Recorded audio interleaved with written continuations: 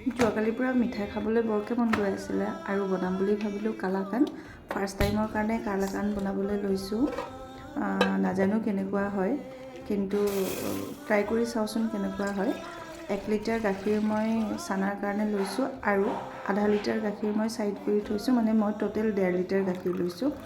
এয়া ভিনেগাৰখিনি অকল ডাইৰেক্ট দিলে নহ'ব, ইয়াত পানী মিহলাই ল'ব লাগিব। তাৰপিছত আমি ৰেডি কৰিম চানাখিনি।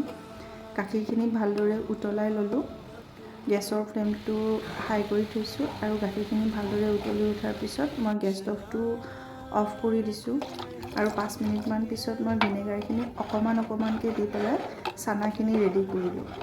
চানাখিনি ৰেডি হৈ গ'ল। এইখিনি ট্ৰান্সফাৰ কৰিম এখন কটন কাপোৰলৈকে।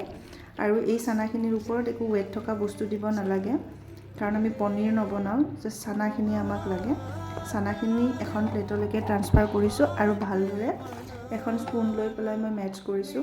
আধা লিটাৰ গাখীৰ এক্সট্ৰাকৈ ৰখা বুলি কৈছোঁ যে এই আধা লিটাৰ গাখীৰখিনি মই প্ৰায় উতলাই 4 ভাগৰ এভাগ কৰি ল'ম আৰু ইয়াতে দি দিলোঁ চেনি।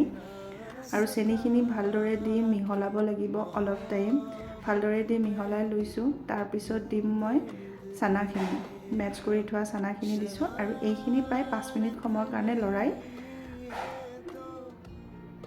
লৰাই পেলাই ৰেডি কৰিম মই কালাকানৰ ৰেচিপিটো। আৰু মোৰ ওচৰত কালাকান বনাবলৈ তেনেকুৱা চেফ থকা বাউল একো নাছিলে, তো মই ল'ৰাৰ স্কুলৰ টিফিনটোকে ইয়াতে ব্যৱহাৰ কৰিছোঁ। আৰু ড্ৰাই ফ্ৰুট হিচাপে অকল মোৰ ওচৰত এলমণ্ড আছিলে, কাজু আছিলে, সেয়াই সৰু সৰুকৈ মিহি কাটি ইয়াতে দিছোঁ। আৰু প্ৰায় 1 ঘণ্টাৰ কাৰণে মই এইখিনি ফ্ৰিজত ৰাখি দিলোঁ। আৰু বেছি ৰাখিবলৈ মন নগ'ল, কাৰণ মোৰ মিঠা খাবলৈ বৰকৈ মন গৈ আছিল।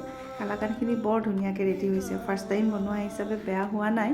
আৰু আপোনালোকে কেনেকুৱা পালে চাই পেলাই কমেণ্ট এটা কৰিবলৈকে নাপাহৰিব। Thank U.